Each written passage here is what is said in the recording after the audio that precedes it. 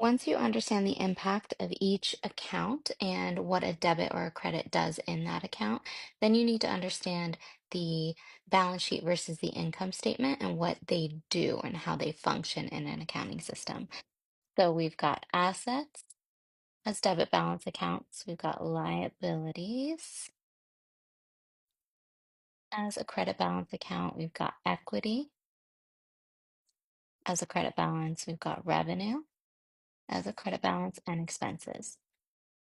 So, a really easy way to look at this or to remember this is assets and expenses are always on the left, which means those are the sides that they retain a normal positive balance.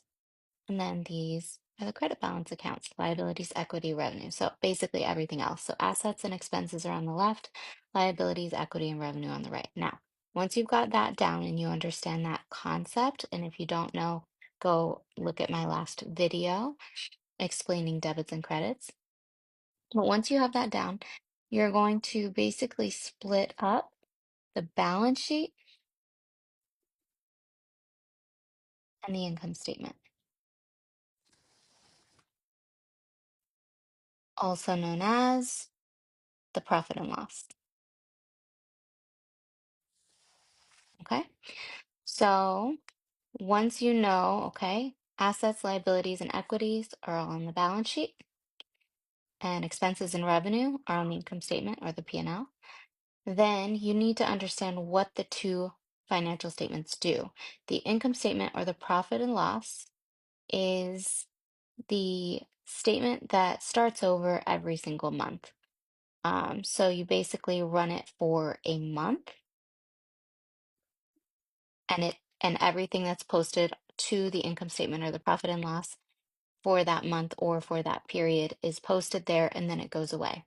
Functionality wise, it goes away as in it clears to retained earnings in the equity section or net income, depending on what period you're pulling.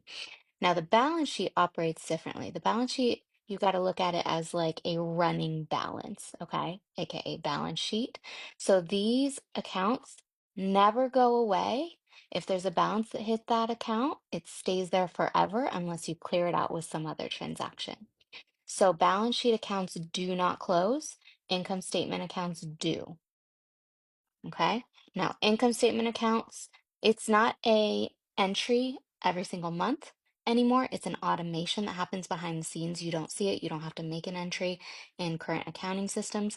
But as long as you understand the functionality of each financial statement, it'll make sense when you're looking at each.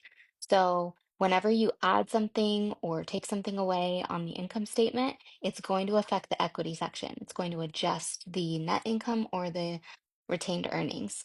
If it's the current year, it's going to be net income. If it's a prior year, it's going to be retained earnings. If you want to know more, check out the Bookkeeping Mastery course on bookkeepertesting.com.